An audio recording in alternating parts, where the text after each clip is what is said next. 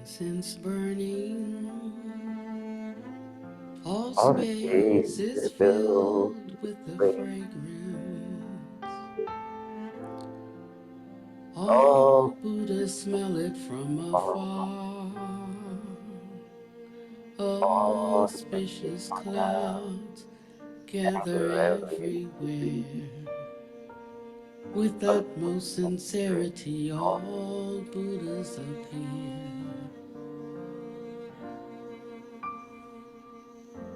We pay homage and offer clouds of incense to the bodhisattvas and the mahasattvas.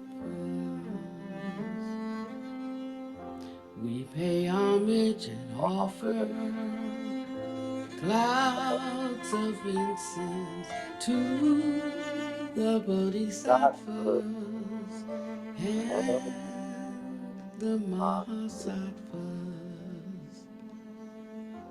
We pay homage, we offer clouds of incense to the bodhisattvas and the mahasattvas.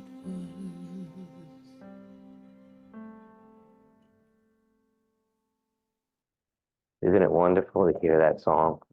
Just kind of takes us down into the heart space. I wanted to start today just by saying I was given about a year and a half ago, I was praying in the Vajra Hall, kind of trying to see what the next place or space inside myself that I had to open up was, you know. Sometimes we have to do that. We have to get really still and quiet. Despite our constant practice, we have to see what is it really right now that wants to unfold in me. And when I was in there, the charge that was given to me was to recognize the preciousness of the gift that the Dharma is, to see the power and the force and the totality, and to realize like this is not something we're doing to wage war upon ourselves.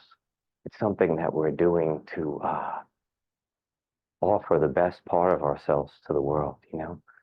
And if we look at the path and the teachers and the people that have come into our life because of that, like we walk in the footsteps of giants, you know? I kind of wanted to take a minute before we began today and uh, just acknowledge Buddhadharma. Um, we know wherever he is in this great universe, he's doing something incredible, you know? I used to come to him kind of, waxing philosophical about the Dharma and high concepts, and his response was always, "How you treating your wife? You know, how you holding your heart? You know." He was so good at just kind of bringing us back down to the really rooted realization of practically what it means to walk out wisdom, moment to moment. You know. And then over here we have this is I like to think of deeper as ice. You know, cool, collected, piercing. It was like just it was the essence of cultivation that came in like a cool breeze and just blew truth on everything he touched. On the other side, we've got Venerable Panavati, who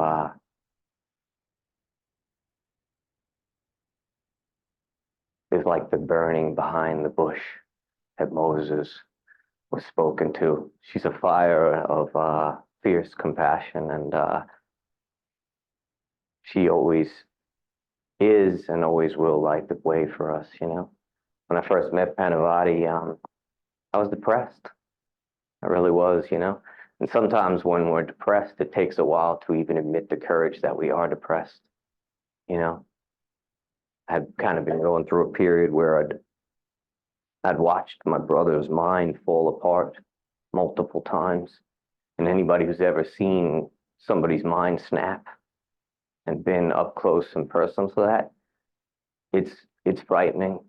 Like it's downright terrifying. And when you don't have the tools, the skill set, the language, the vocabulary, the experience, or the self-confidence to hold that in a particular kind of way, as well as being empty enough to not actually take it in, it can put you down, you know? And so I was depressed, you know? And Panavati would come to New York and I would go see her and she would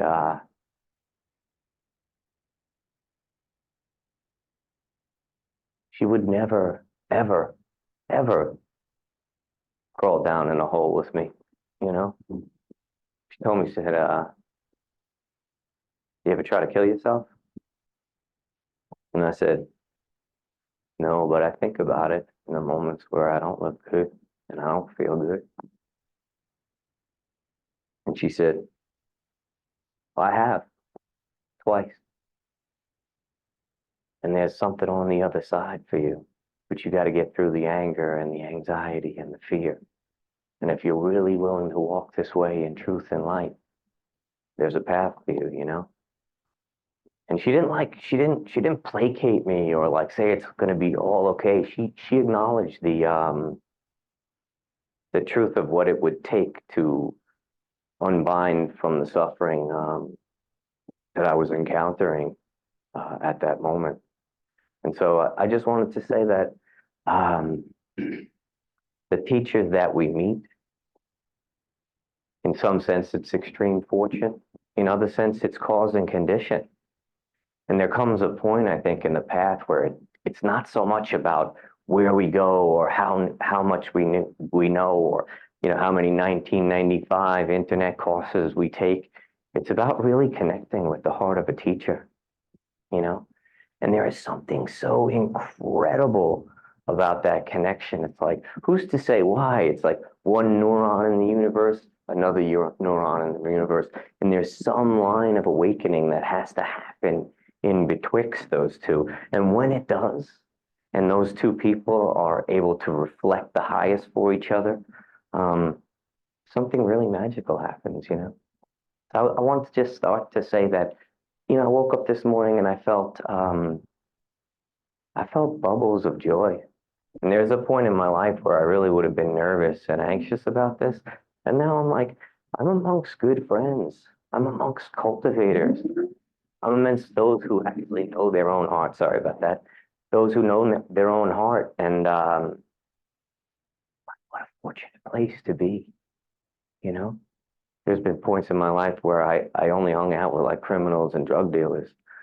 And I'm not saying that like in a bad way, but those were my friends, and I feel like I didn't feel safe, so it was safe to have people who didn't feel safe, who developed a means of being safe that actually wasn't that skillful, you know? So I'm going to move these to the side just so that you can see them. Yeah, if you don't mind. And then, as Venerable Panavati always says, by the way, I got my son with me too, 100 first words.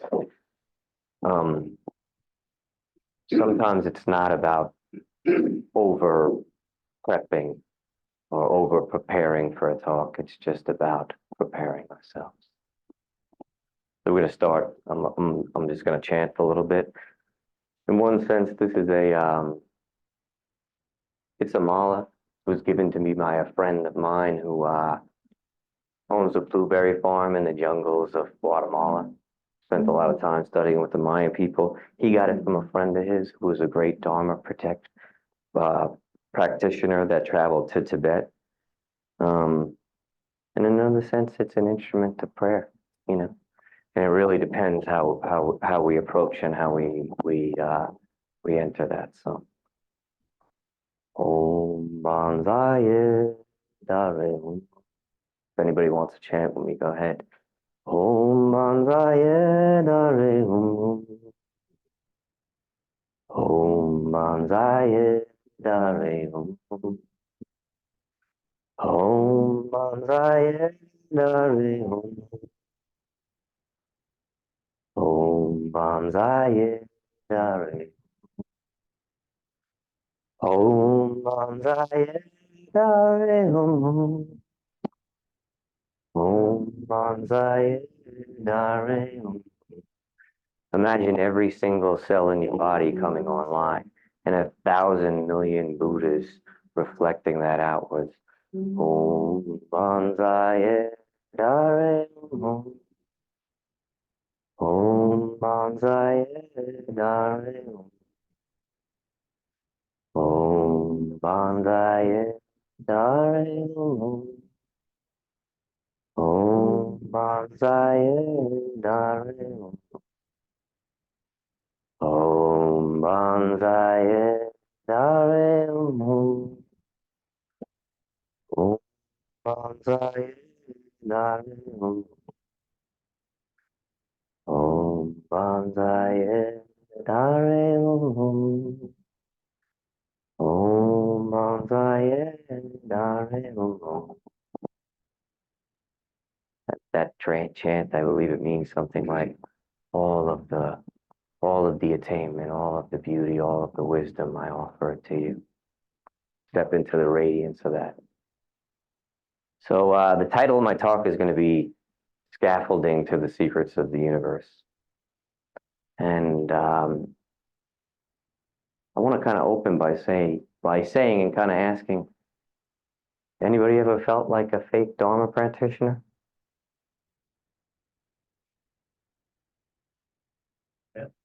If you want to comment, go ahead. I think it's important, I think it's important to know what the multiplicity of expression of something is. She has a microphone. If you want to.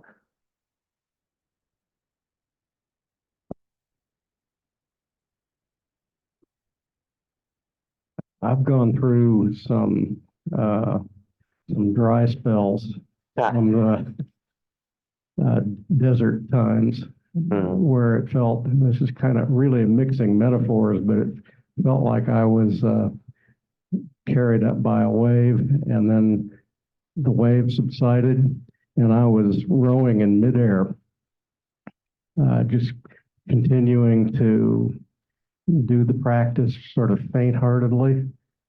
And in my life, things were not going particularly well, but it was important, I think, just to continue rowing. Right. It's like chewing flavorless bread without butter. Yeah. You go, and sometimes it's like that, you know what I mean?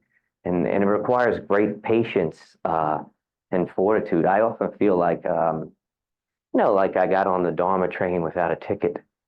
Like at some point the inspector is going to come by and ask me, and I don't even have a ticket, And of course, now, like beginning to understand and look at the principles deeper, I understand that is the concretization of the aggregate feeling, seasoned with the trap of doubt, But if we're to take Buddha Master at his word, where he said that it's not easy for beginning practitioners to understand emptiness, So we have to really look at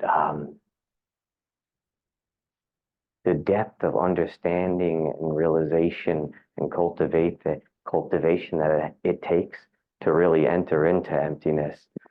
One of the things I've been thinking a lot about lately is just like Buddha Master's constantly saying, I'm giving this talk for a wide variety of people, and some are those that are just beginning to enter the gate of the living Buddhadharma, right? And I think it takes some fortitude and some courage to realize, like, oh, wow, I'm really just starting to do that. 2 decades, been all over the world, studied with shamans, sat with medicine men, done tons of retreats, statins, all this. And I'm just now beginning to have enough stillness to actually realize I'm at the beginning,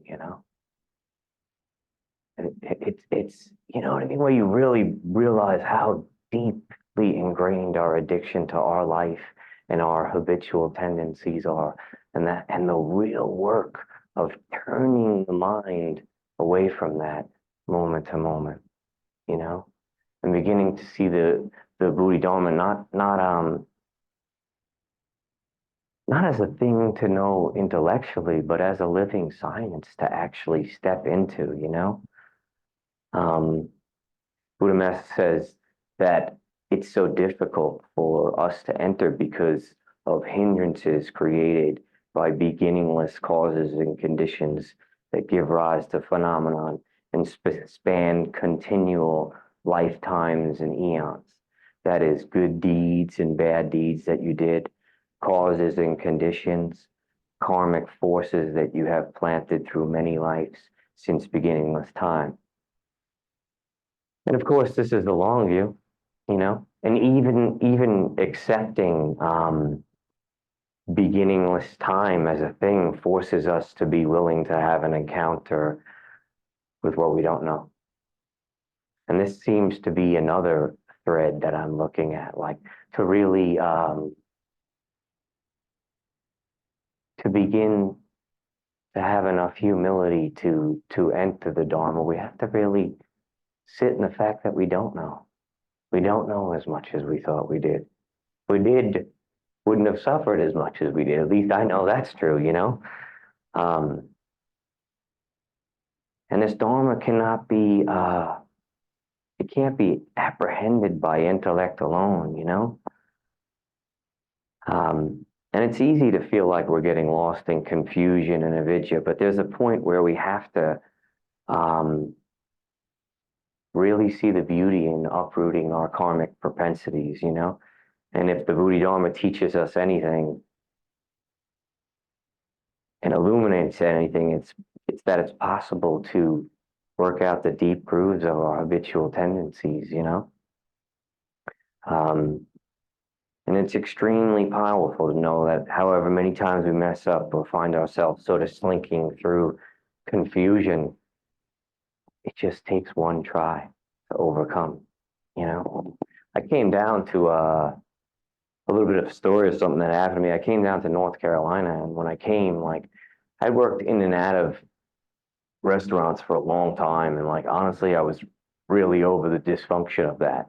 So I decided I would get a job in nature, and I got a job at Chimney Rock State Park, which is kind of this really spectacular setting. And I thought, you know what? I'll be up there with the bears and the butterflies and all these things, and I'll be away from the addiction and dysfunction that you find so rampant in, bars, restaurants, clubs, these kind of places that I worked in the city, And then I came to find out that about 80% of the staff was actually living in a mandated 2-year rehab, where they pretty much came from prison, or they were going back to prison if they didn't. And then because I was making so little money, my wife found out we were pregnant. I was like, oh my God, I need more money. So I took a job in a restaurant managing basically 40 guys that were, in addiction. And what I realized is that we can't run from our karma. We just can't, wherever we are, there we are. And so for 3 years, I worked with these guys. And oh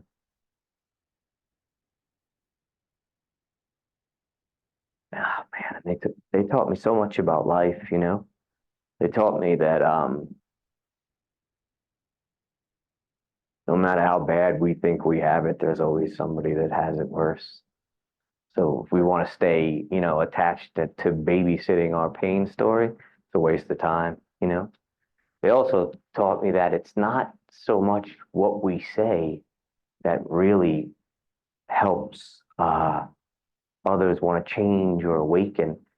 It's the love and the care and the attention and the presence that we're actually giving them, We had this one guy, he came from a really difficult situation where, his father drank himself to death, and his mother was using him to take care of him, and he was not in a good way. And when I got him, every time I asked him how he was doing, he would just say, "My life sucks," He had lost all his teeth from using amphetamines, you know what I mean? And despite all that, he was one of the most charismatic, kind of fun-wheeling, like, Dale Earnhardt, raise hell, praise Dale kind of guys you'd ever meet. And I left like a month ago, and when I left, I had shown them my heart in such a way that they didn't have anything, when they scrapped together all the stuff, they threw like this impromptu party for me. And I asked this one boy, I said, "How are you?" He said, "I'm okay." And it took 3 years for him to acknowledge that his life didn't suck anymore and that it was just okay. And I realize sometimes it takes a long time to uproot our tendencies, and we we think it's we or not we, but I have been at periods in my life where I thought it was just pounding yourself into something more, but it's not. It's about what Dina talked about, kind of letting go of those things and having those that can hold space for a different kind of way of being. So overcoming our habitual tendencies, and uprooting our deep ignorance, it has a wide range of applications, ranging where, I can stop myself from being annoyed at my family and their preferences, um, all the way to unlocking the, pervasive addiction to this life and mistaking the information that comes through the sense gates as real.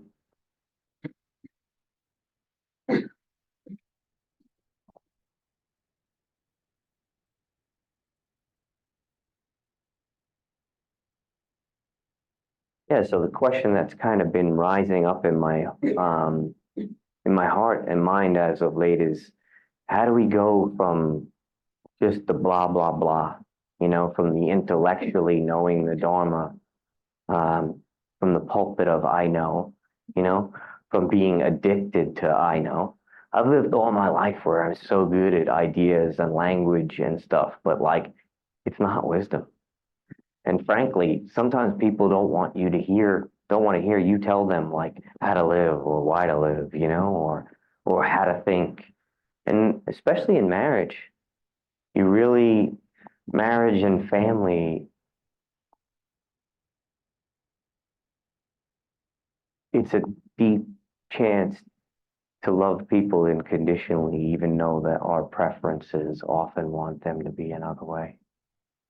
You know what I mean? It's uh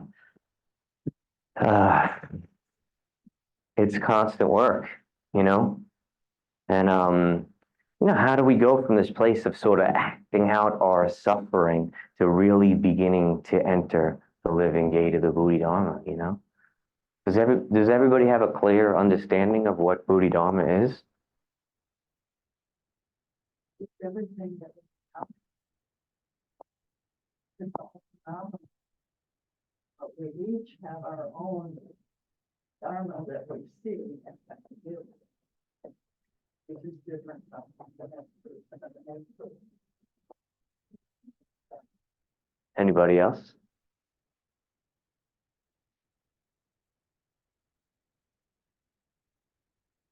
I've been thinking a lot about it actually, because I feel like we talk about it all the time, as opposed to Buddhism, which is sort of the set of all these teachings, like kind of and sort of what's been coming up is like, remember how Panavati's always saying like, no question, no answer, little question, little answer, big question, big answer. But I feel like the Buddhadharma is a process of questions folding into insight, which informs conduct, which aids in developing virtue, which leads to a mind capable of concentration. Now, what does that actually mean, right? Sounds like blah, blah, blah, blah, blah, blah, blah, blah. And what is the difference between being a Buddhist and walking out the living Buddhadharma? You know? There's another term in the teachings that's sort of like, been standing out for me. Like the Buddha's kind of always talking about people as ordinary, untrained worldlings. You know, when I first heard that, I felt like it was kind of offensive. Like if somebody came up to you and they're like, "Yo, you're an ordinary, untrained worldling." If one wasn't guarding the self, it'd be easy to react to that, you know. And part of like kind of entering into this phase I'm in, which is sort of like celebrating my puppness, you know? Like Buddhadharma always talking about if you can't run with the big dog, stay on the porch. And so like I'm realizing like, okay, I'm just starting to learn the principles that can lead to the inner realizations. And I'm beginning to see the conduct that's necessary to actually uphold those, you know? So here's what the Oracle of Wikipedia says about Buddhadharma. Buddhadharma is the teachings and the inner experiences or realizations of these teachings. That's it right there. It's not the frequency of here. It's actually a sensed state that one is abiding and living in. And I feel like once we come to a realization, once we hold the state, once we figure out, like from my own experience, once I figured out like that hating the part of me that wanted to act out wasn't skillful, and I could begin to actually offer it a seat at the table and you know, serve it from the plate of loving kindness, and I could hold that towards myself, then who I was began to shift, you know. And I can honestly say, like, it's been years and I haven't done anything like that, and I don't even think about it anymore. And it's not because like I'm raging against the machine. It's because I'm offering that part of myself that feels like it needs to grasp for things outside of itself. It's like, come on, bud, come back home, you know? And it's a state. So these inner realizations are states, they're places that we come to within ourselves in our cultivation that allows us to offer that to the world, you know? I took the Dharmacharya training course like a couple of years ago, and like honestly, I didn't take it because I wanted to teach the Dharma. I just took it because I was suffering, and I felt like if I spent closer time with Panadipa and Panavati, it would be good for me, you know. And when there was a woman in the training, and she called me before we did the training and was like, I don't know about this Panadipa guy, you know? He just seems kind of cold, you know? And I was like, well, you know, I think it's pretty good. You should just do it. She's like, I will, you know? So she decided she did. And then we had the first retreat, and of course, it was like schedule-ish. And everybody just kind of wanted to meditate their suffering away, you know?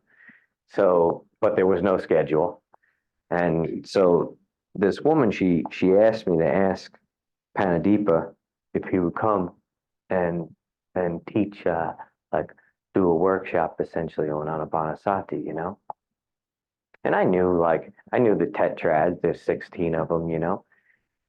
And and this was kind of like our first real introduction to him in person. Like we had met him online, but they didn't know anything, you know, about him. So Panadipa kind of rolls up in his humble sort of way. And then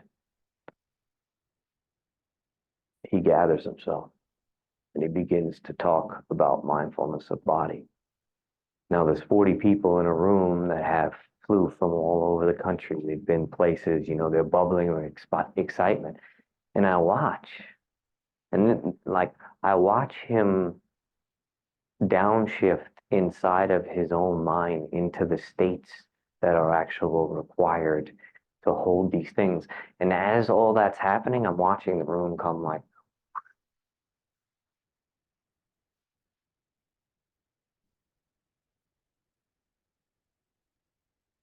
very minimal instruction, you know, just like do this and do that. And he took us through like, I think it was like the first 10. And by the end of the 2 hours,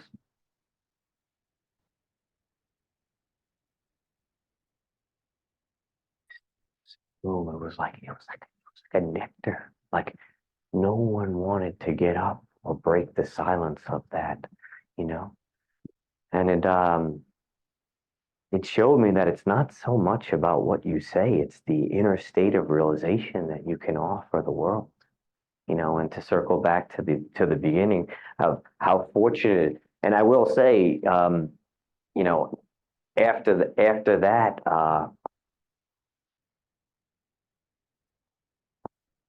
I think that was a real game changer for that woman. She kind of understood it's not the intellectual knowledge, or it's not the preference or the connection about how I like this person or why I like this person. Um, but it's the state that they can offer to us and the inspiration that comes when we surrender to a conduct that can lead us towards that type of state, you know? And it's taken me a while to even understand, like, kind of body's always talking about how the sutras are actually methods. Like, I remember when I first started this, I went to a retreat with Bhante G, and he was like, you should read the sutras. And I told him, I was like, the sutras are mad boring. He's like an 84-year-old. He was like an 84-year-old Sri Lankan monk. He was like, mad boring. He was like, they're only boring because your understanding of them is superficial, you know? And now I realize, I mean, he didn't say it, but now I realize he was saying, if you understand the state that the being that prescribed that was in when that realization flowed, there is nothing boring about that at all.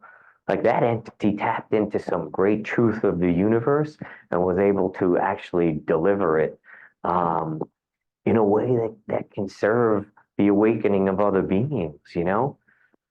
Um, and so that's kind of where I'm at now. Is I'm working on changing my view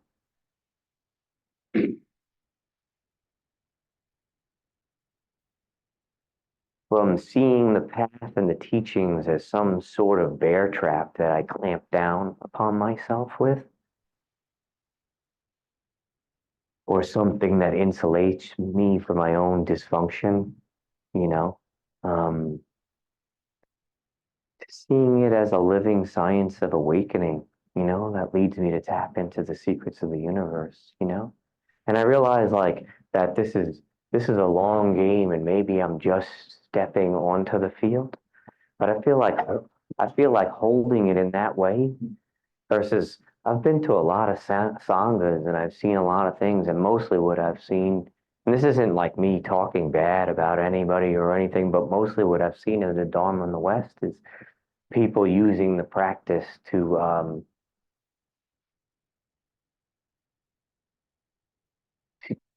run away or towards what's wrong with them, as opposed to like, hey, there's this stream of incredible wisdom that I can tap into.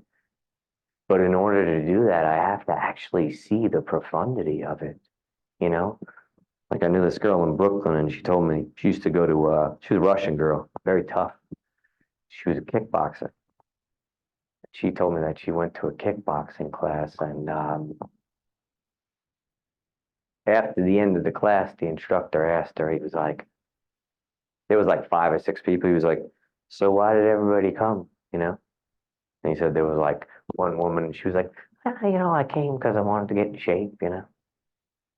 And the next lady said, I came because I'm just really frustrated with my job, and kicking the bags just makes me feel better, you know? And then my friend was like, I'm going to a wedding, you know, and like I kind of want to look good, you know? And then she said there was the next girl next to her was like 14. And she said that she looked up and she said, came to be a champion. And then when she said it, like the hair on everybody in the studio stood up, you know? Same thing, but holding it in a very different way, right?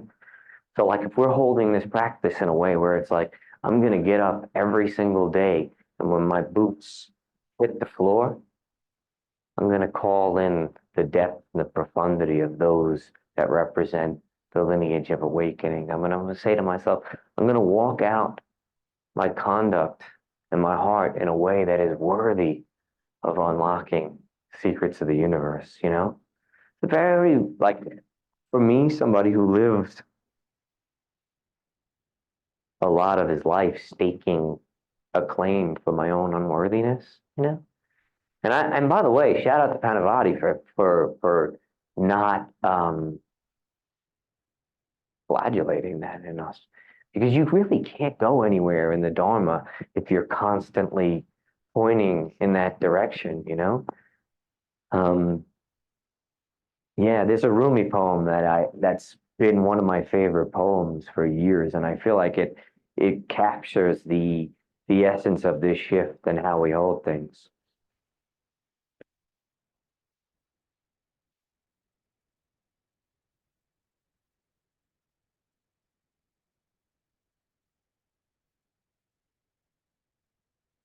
Or it actually didn't print out, but basically the essence of it is he says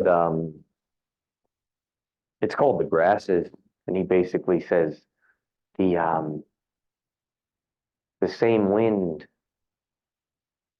that uproots forests makes the grasses shine. Never brag of being strong. The axe doesn't consider the size of the wood pile. It cuts the wood, but not the leaves. It leaves the leaves alone. And what is form in the presence of reality? Very feeble indeed, for reality keeps the sky wheel turning up above. And when there is a great spirit that moves through all things, and when that spirit wants things agitated, it pushes them further away from the shore. And when it wants them calm, it pulls them in. And the completely surrendered cheek who understands their place in the level of this is an ocean for all beings, you know. But we have to understand our relationship to that great force, you know. I brought a flashlight because I feel like I was thinking about it last night, and I'm like, this is the way I've lived my life, most of my life. What's wrong with me? And I can't do this, and I don't have enough confidence. And like the entire time, the flashlight shining on me, it's like this, so it's not stable at all. And it's all really self-centered. And it's a really immature way to hold the Dharma, you know, where if we're going to begin to surrender to the secrets of the universe and the stream of wisdom, this intelligent, profound, incredible path of awakening, we got to shift the flashlight, and we got to surrender ourselves to a way where we're actually catching that flow. And doesn't that just feel better? It's outwards, it's pointed on other people. It can go to the Red Cross, it can help people, it can be there for my son in a way where I can empathize with his suffering and then discipline him. It can do all these things because it's not rummaging around based on me or my quote unquote, sorry, my quote unquote perceived inferiority, you know? And it's such a different place to walk through life from, you know? I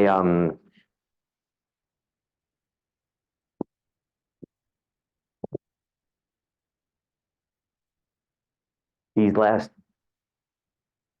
2 years for me have been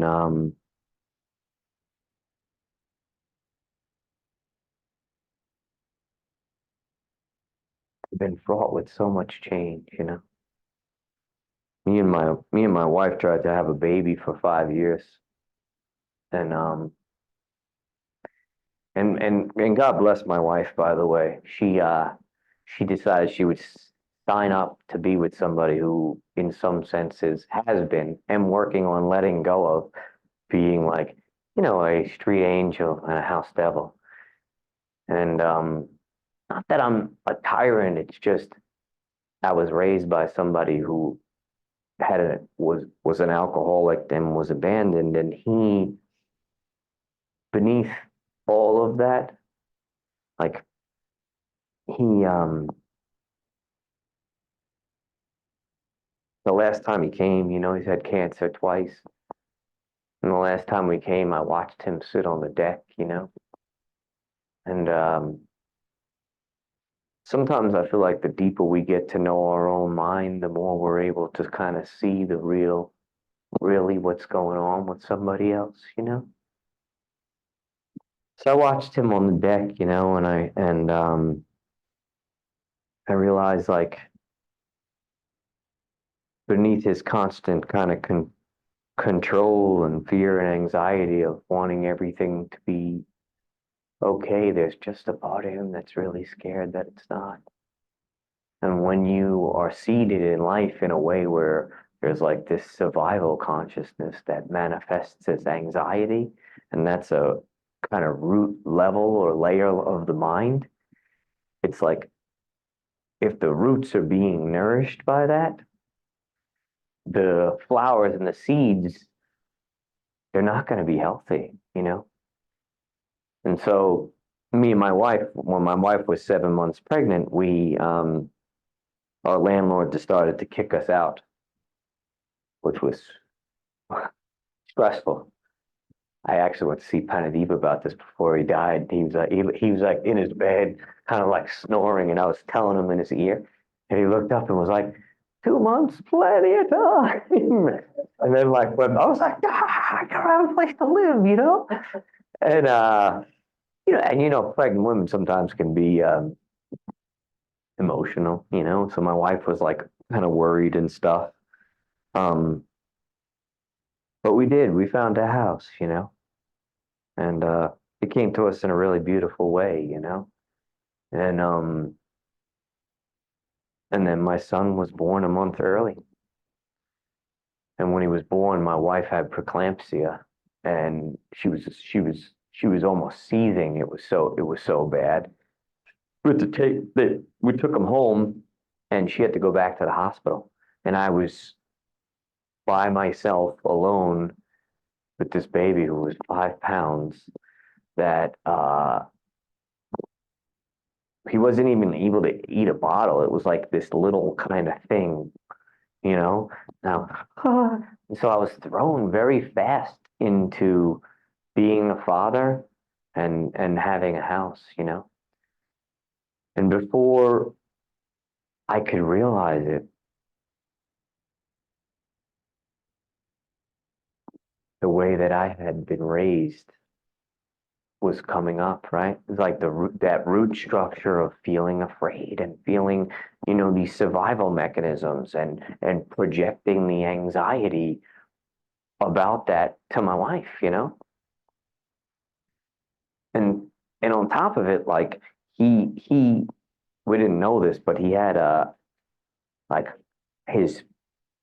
some babies aren't able to latch on because they have to have like a surgery or whatever. So he wasn't eating either for like the first 6 weeks. So it was just really hard, And while all that's happening, like I'm complaining to my wife about the house not being cleaned. You know what I mean? I want everything to be in order. Put your tools away. I keep it with the milks like this in the refrigerator, like this is sick. Like you have a woman who just went through an extremely difficult situation. We have a baby that's not sleeping. We had a house that like we were just figuring out how were we going to pay for this. There was a house behind it that we needed to do a construction project on to get up and running in order to be able to pay the mortgage. And all of this was like, and so that layer was just, and then like statistically, they say most divorces that happen in like the first year or two of the first baby coming. Because all of a sudden you realize, I think I'm some big spiritual Dharma practitioner. I'm super selfish. I don't want to get up and take care of a baby. I want to get up and meditate. You know what I mean? Like, okay, I got to get up in the middle of the night because my wife's crying and the baby cries for 3 hours. And like, man, this is hard. There's no manual. And while all this was happening, like there was a lot of friction between me and my wife. And I'll also say she's an early childhood educator who comes from a family of early childhood educators. So they understood the science of like nurturing children in a way that I don't. But she also lost her mother when she was 3, right? So like the fear around things that could happen.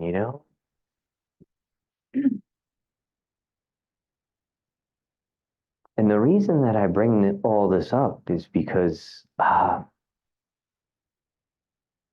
where I'm at in my practice now, in turning from sort of seeing the practice as some way to kind of like insulate or make better this false notion of self versus like how can I really surrender into this dream and be of service? Like none of that means anything unless I can create peace in myself and then peace in my household. So me and my wife, we're learning how to like communicate about these things, how to discipline a 2-year-old. I have to tell her sometimes like, wow, I'm feeling really anxious about the fact that we barely have enough money to pay our mortgage. And I was raised by somebody who was always hammering that down. And the Dharma is showing me that if you actually look at your life and you look around, like, one, you have this incredible, beautiful little life. And like when I'm reading to him at night and I'm holding him and I'm playing with him, and we do like this morning we were doing for Father's Day, we were doing spontaneous dances, like and like more, and we just these magical little moments, and like I didn't when I grew up it wasn't safe, you know, and I'm not saying that like in a woe is me kind of way. I'm just understanding that when a life grows up in an environment that's not safe, they get wired in a way where that root system can be really anxious about things that are wrong. And I'm not living there anymore. So it's like logically, I know that's not the case. And yet, sometimes when life pushes in on us, because a lot of times it feels like life's an accordion, right? Goes like this, and when that accordion pushes in, that's when we go to those places where our habitual tendencies are. So I'm seeing all that, and I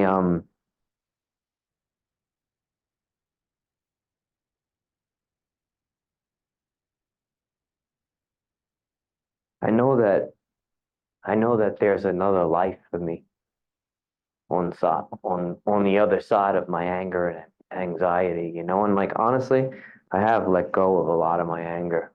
I really have. Like working with those guys in the park taught me a lot about patience. When you work with people that curse you out, spit at you, try to fight you, like, and you know that it's not them, it's just the mental formations and the causes and conditions of how they come up, where it's like, that's their root system, right? That's what this Dharma shows us. It's like, it's not the person, it's the root system, it's the causes and conditions, it's the propensities. And can I hold the space in that moment when life is accordion pressing in on me, when, like over the winter, we had 100 days where my son had back to back to back to back to back to back ear infections.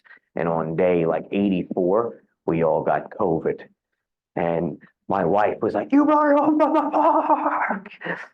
And so we didn't sleep for like 100 days, you know, and of course, like you're bickering and yelling at each other. And then like, so the Dharma for me in that moment is like every day I walk downstairs, see my wife for the first time. I say to myself in the morning, like, man, I'm gonna do better today. I'm not gonna point out this thing, you know, because part of that root system that I was talking to you about, and part of what I've learned from my wife and you know her experience and her family's experience is that when children grow up in an environment where they are consistently criticized, their internal self-talk gets wired in a way where they're just critical. And that's just not healthy. I know that because I lived it. And it's taken so much work for me to not do that, you know? One time, Panavati sent me a text where she said, I know like there's 84,000 Dharma gates and a partridge and a pear tree and all this information. Like, and it can be overwhelming if we try to hold all that, especially like in the limitations of this mind that can't figure it out anyway. But if we have a propensity to be critical, then we have to balance that out with a propensity to be appraising, you know, to give compliments, to do that. And then we have to get to a point where actually there, because of the balance of the left and the right, we can get to some place where like we actually begin to still the thoughts and thinking around that, you know? And there's just a more balanced way of moving in the world, you know? And so I am a pup, just just learning all that, you know. But isn't that such a better thing to say than fronting like I know all this stuff because I've read all these books or sat at the feet of these incredible people? That's not what cultivation is. Cultivation is learning for me right now where I'm at, and it might be. I realize there's different people in the room that have more. Like when I heard Jim talk, I was like, oh wow, he he must have done a lot of work to be able to receive such wisdom, you know? But I'm at a place where I'm learning just my goal right now is to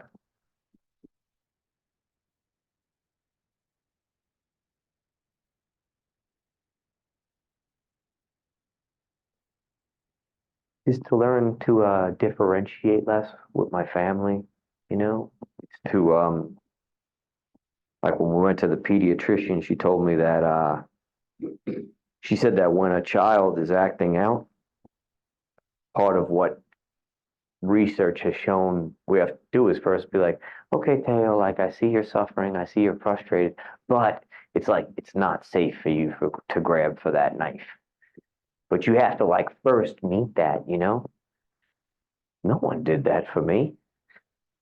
That wasn't even a blip on a thought on a radar screen. Like my parents were dealing with my brother who was extremely mentally ill and sometimes extremely violent and scary. You know, and so like when you live in those survival dynamics, you're not doing that. And then I realized like a lot of the problems and the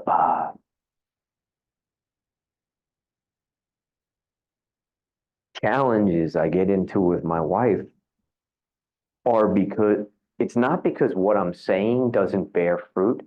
It's because I'm not acknowledging her experience at all.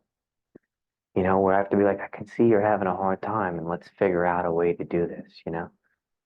Nancy told me, she said that, and God bless Nancy for this. She said, no woman who's at home taking care of a child and working all day, which is extremely different, wants to be sitting there and have her husband come in and feel like they have to justify themselves because the trash wasn't taken out or whatever. You know what I mean? So it's like I'm really having to shift my mind to be like, how can I help my wife? And how can I realize like when you have a 2-year-old, it's just a mess. And if my house is messy, it does not mean I'm not going to survive, even if that level and layer of my neurosis is bubbling up. You know, I recently changed jobs, you know, because after like 3 years of kind of working in the park, I kind of realized that I had consumed all the nutrient that particular situation was gonna give me, you know. And I moved jobs, and even though the job that I'm doing now, I know I can do it well, the anxiety of starting a new job was really rising up strongly for me. And I realized there's a pattern in my life where I tend to play it safe because most of the things that I've tried to do in my life have not gone well. Mostly because I've been holding them from such a place of fear. And not even that they have gone or not gone well, they've gone the way, quote unquote, I and my preferences think they should have gone, right? And so, like, I'm driving to this, I'm driving to this new job and seeing how much I want everything to be perfect and how I feel like I should know all this information and I should be perfect like the first week out. And how just like holding ourselves, like I'll pick the flashlight up again, but it's like we're holding ourselves like that again, versus like, let me connect with the stream, And so I'm seeing all this, and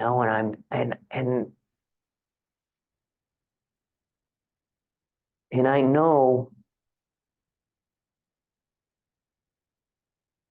in my heart, I know that because of the causings and conditions of cultivation, if I really put myself to waking up in the morning and being like, I'm going to do better at this father thing. I'm going to do better at this husband thing. I'm going to hold my own heart and mind in a way where I don't have to be afraid of who I am. And I'm going to bring that out every day of my life. And I'm going to see the parts of me that are awesome, despite all the stuff I've been through, you know? And I'm going to live from that place. And I'm going to hold these teachings in a way where my life and my conduct and the way that I live is a scaffolding that can take me higher. I got married in Portugal, and it's an amazing country, by the way. And me and my wife were walking through Lisbon, and it was like around noon or whatever, and I heard like this kind of faint singing in the background, and I was like, "What is that?" And so we kind of sauntered through, and when we got to where we could hear it, it was like in a church, And those old European churches, they were just built in an incredible way, And we walked in the church, and when we walked in, it was like one of those Gothic churches with the vaulted ceilings where you walk in and the space and the sky and the stone kind of invite you to lift upwards. And as we did that, there was like 20 old Portuguese ladies that were singing Portuguese quietly in the corner. And I could feel the resonance of their devotion, the expression of their faith in a way that was truly and solely their own and wasn't aimed at impressing anyone. And it was so moving. And as that was happening, the sun shifted. And at the top of the church, the light shone through, and it was those they call them rose windows. They're like these windows that are instilled with the fractal patterns of the universe.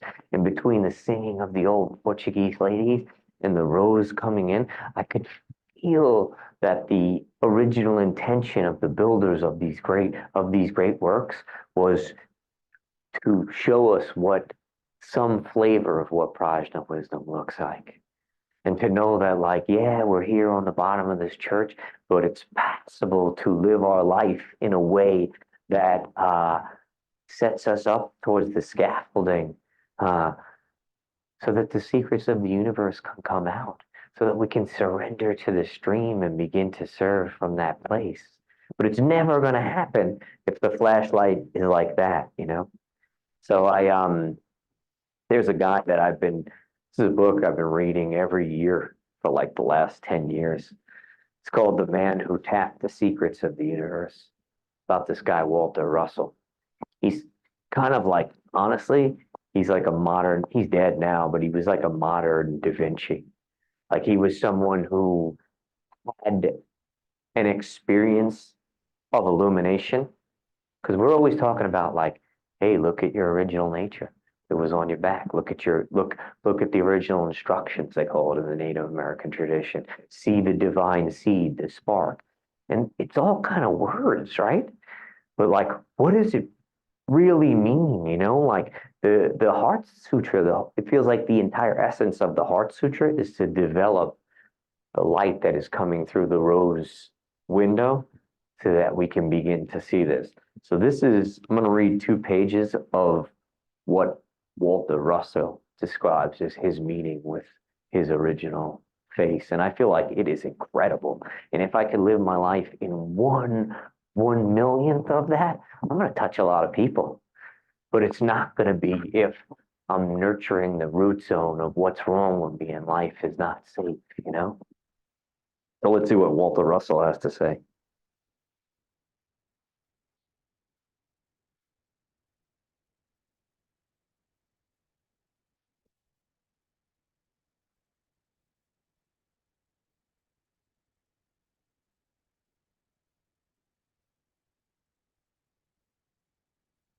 Tell me where you have acquired this is the journalist asking Walter Russell. Tell me how you acquired your scientific knowledge, I asked. You say you've never studied physics and have read a few books in your life. And then Walter Russell responds, now, if this isn't Dharma, I don't know what is. He says, it is because I have always looked for the cause behind all things and didn't fritter away my time analyzing effects. All knowledge exists as cause, and it is simple. It is limited to the light of mind and the electric wave of motion which records God's thinking and manner. Effect is complex, infinitely complex, but one can have no knowledge of effect. One can be informed of effect. Information is not knowledge. Our educational processes inform us, but until we have recognized the eternal truth that underlies the information, we have no knowledge of it. Like food in a grocery store, it is not nourishment until it is converted into the bloodstream. All knowledge is possible for anyone, and the cosmos gives it to him or her who asks, but all information is impossible. Can you tell me the process by which the all knowledge came to you? I will put it very simply. In May of 1921, God took me up into a high mountain of inspiration and intense ecstasy. Now think about the cultivation of this man leaving his body, and whatever that part of him that is not this, that exists beyond cause and condition, is lifting up and is meeting that light. And in that moment, everything is being revealed. Nothing. In May of 1921, God took me up into a high mountain of inspiration and intense ecstasy, and a brilliant flash like lightning severed my bodily sensations from my consciousness. And I find myself freed from my body and wholly in the mind of universe of light, which I will call God. And God said to me, behold, thou the unity of all things in the light of me, and the seeming separateness of all things in the two lights of my divided thinking. See thou that I am that, and thou art I, undivided, unchanging, and within all divided things, centering them. And I am without all changing things, controlling them. And the secrets of the universe were unfolded to me in their great simplicity, as the doors of light opened fully in my consciousness. in less time than it takes to put into words. I knew all there was to know of cause and all of effect, for there was very little to know, like the leaves in the hand, right? You didn't, once you taste that water, you come back wet. You don't need to blah, blah, blah to people anymore. They feel it. Walk in a room, it's like, whoosh. And by the way, when Walter Russell came back, he would divide his days up into 2 hours.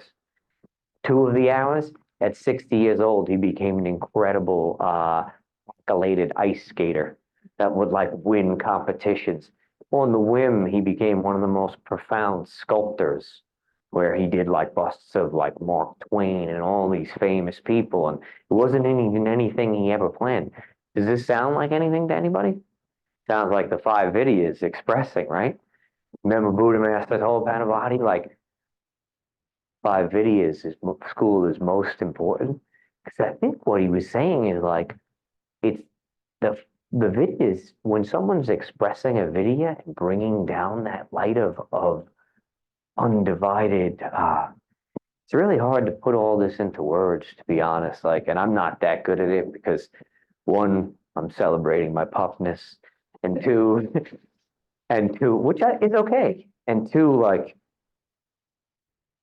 I think when you take the elevator to the top floor, it's really hard to explain what the view looks like from there, and that's why they attempt to brighten the world through these great artworks, or works in healing, or works in causality, or the other kind of videos. But isn't it it's such a different orientation in life to know that we are worthy to take the conveyor belt in that direction? Like, really think about that. Does everybody feel like they use the Buddhadharma and the teachings and the science of mind to inform their conduct, to develop the scaffolding, to have the type of illumination where the secrets of the universe can spill forth and we can really serve people from that place? Sounds incredible, doesn't it? And I feel like actually, if anything, history is littered with the great women and men that have had that kind of realization and then bring that heart out. I might not get there in this life, but much better place to be than to sit there nourishing the roots of survival consciousness, you know?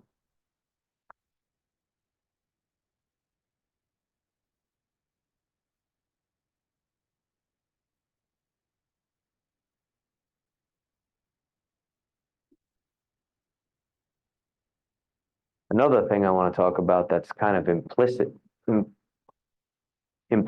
that is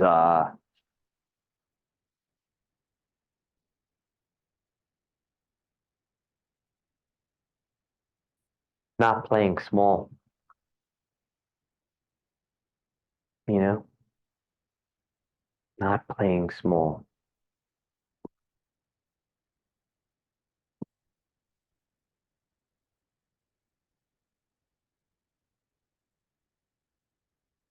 I think to have an encounter with the mystery of the universe, like, and to develop the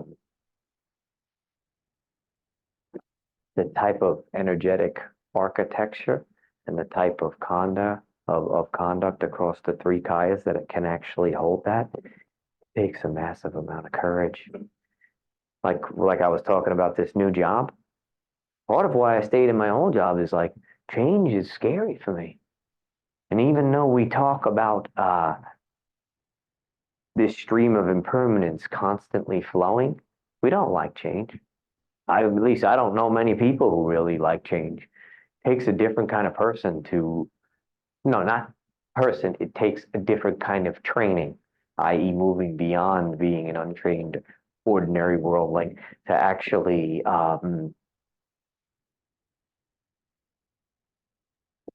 to be okay with change. And when I came down here, I had so many failed experiences of trying to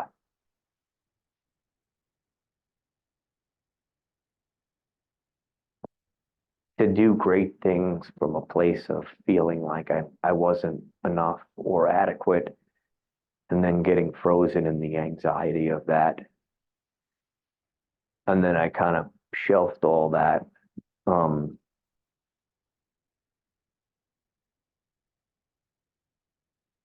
came down here and was just okay, like being okay working on myself, you know?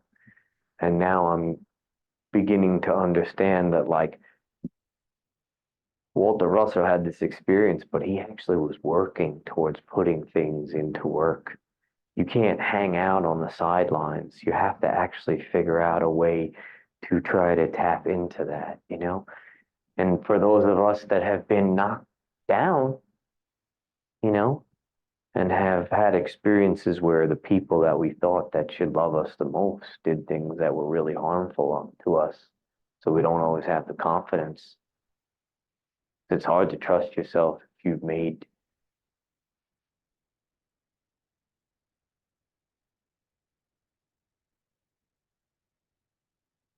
mistakes with that. It requires letting go of all that and beginning again to believe that it is possible to manifest our beauty and our creation in works that help humanity, even if they're small, versus just kind of playing in the shadows, you know? I don't know what that is yet for me, you know?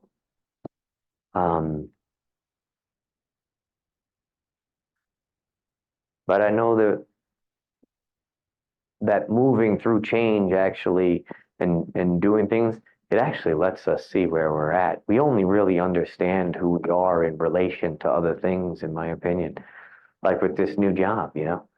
I knew, like, honestly, I lived in New York City with incredible chefs. So, like, I know more about those, but I forgot more about that business than most people. But I'm going to a new restaurant where it's a very nice restaurant. They expect you to know all this stuff. And I'm realizing it's that scared part that has anxiety because it wants these people to see him in a particular kind of way. And all that stuff came up, you know, and I realized, like, wow, there's still work to be done here, you know? I also realized, like, the bardo of transitions is tough, you know? And while that was all going on, I remembered something that Busita said to me. She said that when she was going to be ordained, it was a huge thing for her. You know, she was deciding to give her life to the Dharma in a way where there's there's like you're full tilt boogie, you're all in, and then but you still have this old life that has all these relations and all this stuff, and she was kind of like moving through all that, and I think a lot of stuff was coming up, and she said that Panavati told her pull back pull back on your practice, like on all these other kind of stuff you're doing, and just do metta for yourself. So I had a situation in my job where I was doing good, and then I mean, this is kind of embarrassing, but I have unilateral hyperhidrosis where like one side of my body sweats profusively. It's been an embarrassing thing for me my whole life. And by the way, I know all of you have stuff you don't like about your body. So, and I know, wow, you're thinking the imbalance is physical as well as mental, you know? But you have to wear shirts that are like starched and pressed. And while I was doing that, one of the managers came up to me and they were like, you didn't wear a deodorant, you know, in the middle of like, and now it's like, there's a lot of stuff going on. And I'm like, not only did I wear deodorant, I starched, I pressed my thing. Like, now do I tell this person that I have this condition? You know what I mean? Like, and while all that was happening, I was in my head and cleaning up and a glass broke, you know? So I'm sitting there worried about my Schweppy, and then the glass breaks, and then and this is how we think, like when we get caught in the corridors of our own neurosis, and we think, and then all of a sudden I thought, okay, let me bring this back down. First thing I thought was like, life's like a bubble, a dream. a shadow, illusion. If I die 2 minutes or 20 years from here, I'm not going to be thinking about this lady that told me I have to change my shirt, you know?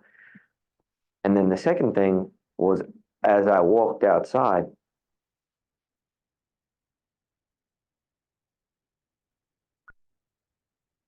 the thought came to me like, you know what, brother? Like, so what? You got a thing. It's good. You still deserve kindness. And drop everything, go home, and reread the Metta Sutta.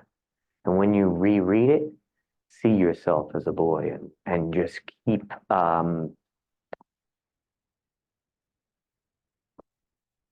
washing yourself with this. So I went home that night and I pulled it up and I seen myself in front of myself. And I said, this is what should be done by one who is skilled in goodness. Just offering myself blessings. And one who knows the path of peace. Let them be able and upright. Regardless if I have a sweaty armpit or not, I'm still going to hold myself in dignity. Straightforward and gentle in speech. I'm not going to talk smack about this lady because she really doesn't understand that I might have a predisposed sensitivity to that I've struggled with my whole life. You know?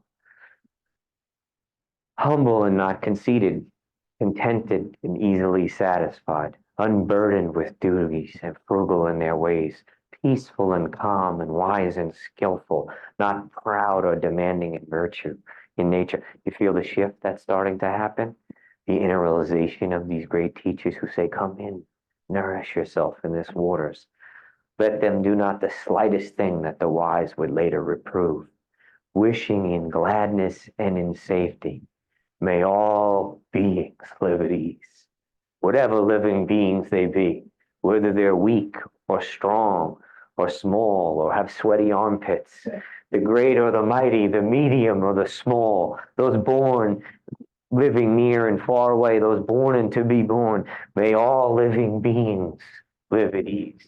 Let none despise another or despise any state. Let none through anger or ill will, both towards others and towards ourselves, wish harm upon another, even as a mother protects with her life her child, her only child.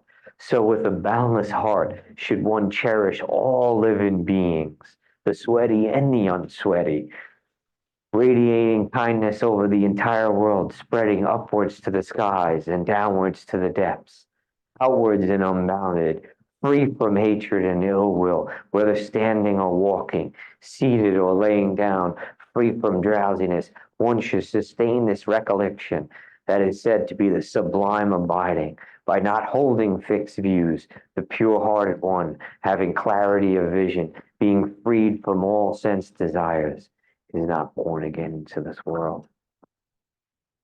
And so I had to spend 2 weeks entering into the Metta Sutta. And you know what's amazing about that? I wasn't smoking joints out the window of my car or taking it out on my wife. I was lighting a candle in the corner of my house, you know? And I was recognizing that there is a part of me that's suffering because someone made a comment about my physical form that I attached to as I, because there's a history of doing that. And then I went on the internet and I found these shirts that protect, and these are like sweaty guards. So I ordered like 5 of those, and they seem to be working. So I don't have to go through that again. You know what I mean? But the point I bring that up is like sometimes we got to do the inner work and the outer work.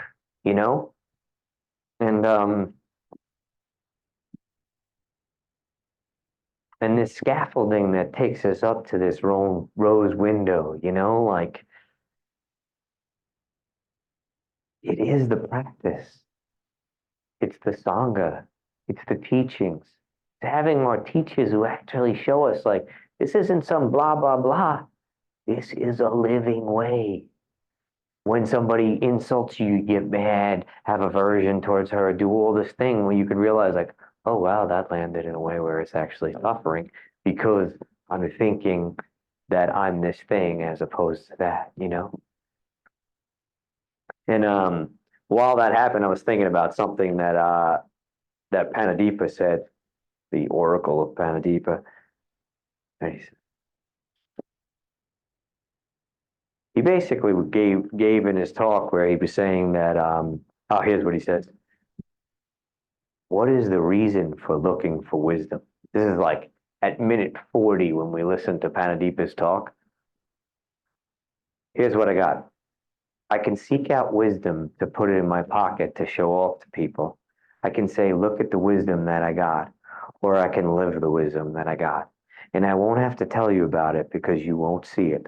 Let's transfer this from verbal communication and opinions and comments, facilitating the wisdom and using the wisdom in a way that facilitates its efficacy in every second of my existence. You know? And so I'm really proud of myself, honestly. I'm proud that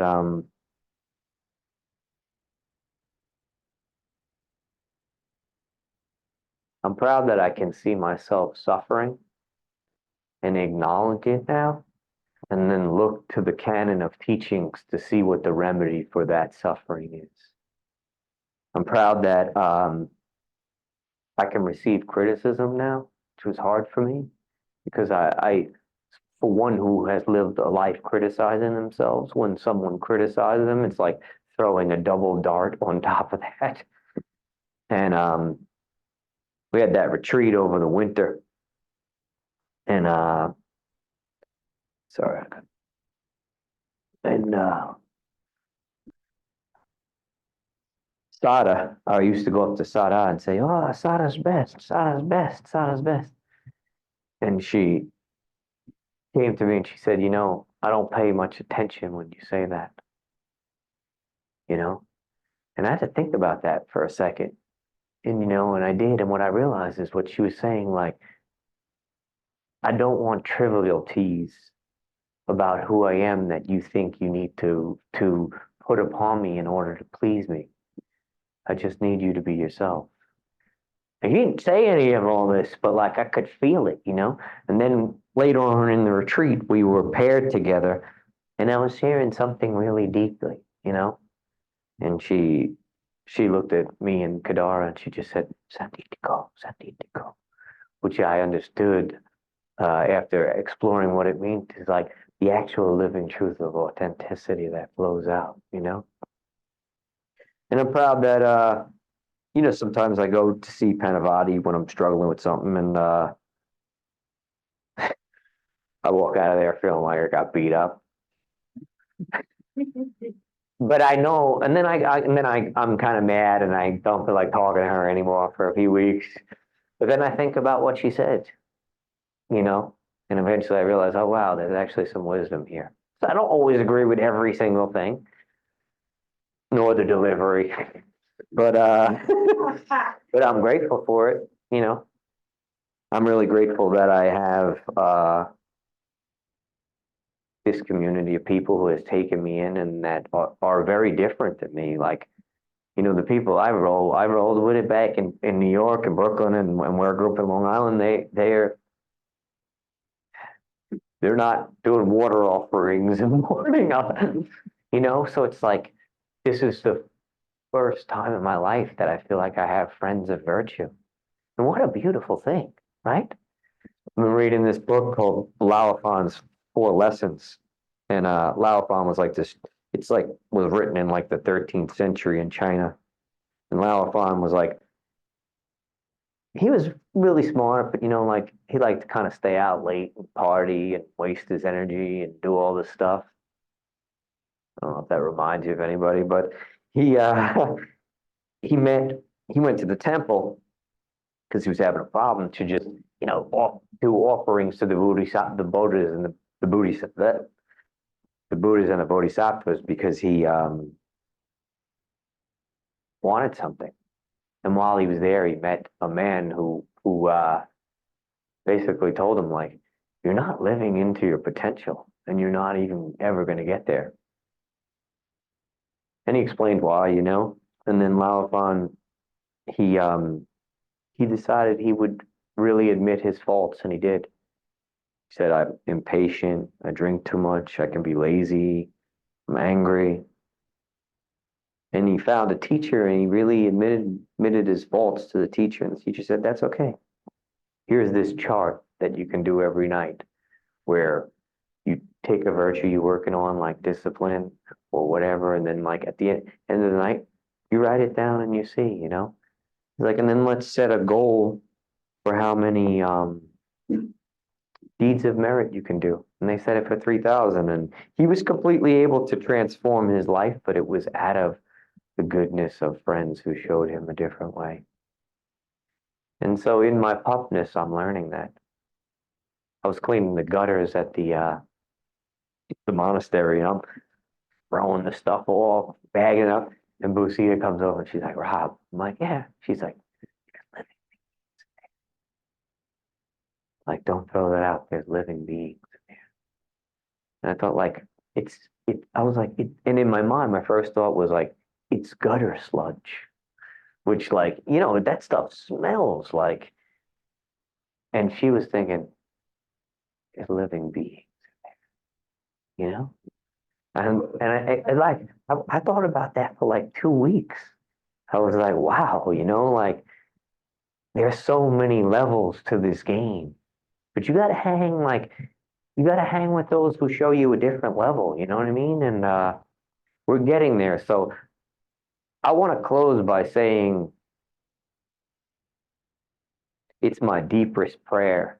It's my deepest wish. It's my heartfelt aspiration that this Sangha, which is turning towards this stream, helps each other build the scaffolding to be able to tap into the secrets of the universe. We're done with all that. I'm done, like, looking at the inferiority. And I feel like the more that we can do that, it's already happening, by the way, but the more we can do that and the more we can support each other,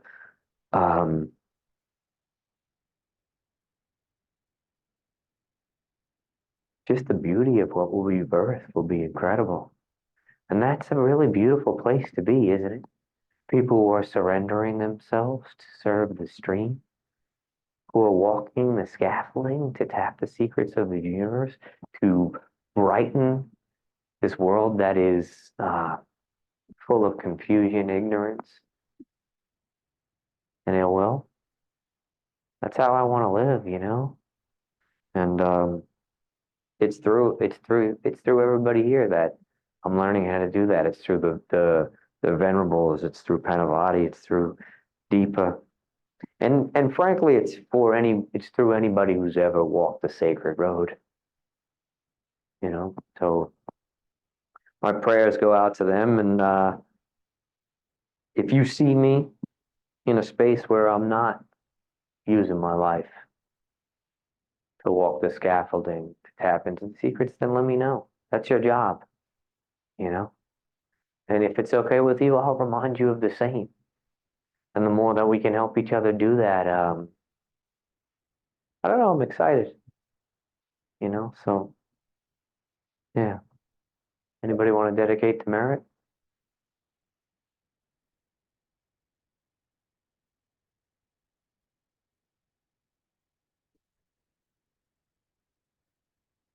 If there be any,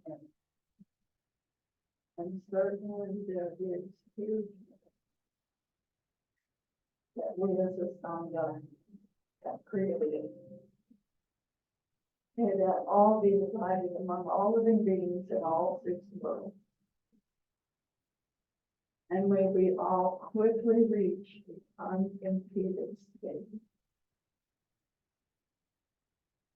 and be a blessing to those we meet and to ourselves. Thank you. Thank you. I was going to write a talk called SH Beep Beep, My Teacher Says, but I thought Panavati would get mad with me. Right. Stuff my teacher says. Oh. It's like expressions, over the years.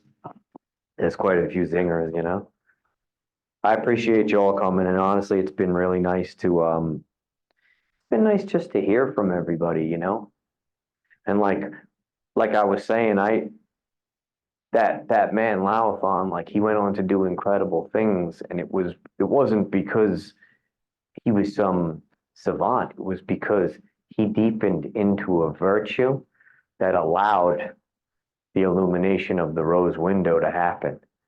And so what I'm saying is, I'm someone who never had that much virtue because I was too scared of life, you know, and now I'm realizing like, okay, that's actually a big part of the scaffolding is the mind of light actually is I'm understanding virtue as like the perfected exuberance of the neurons of that mind flowing their information through and out. And the more that I can hold stuff like discipline, you know, so I feel like I know everybody's doing this collectively, but I think if we could figure out a way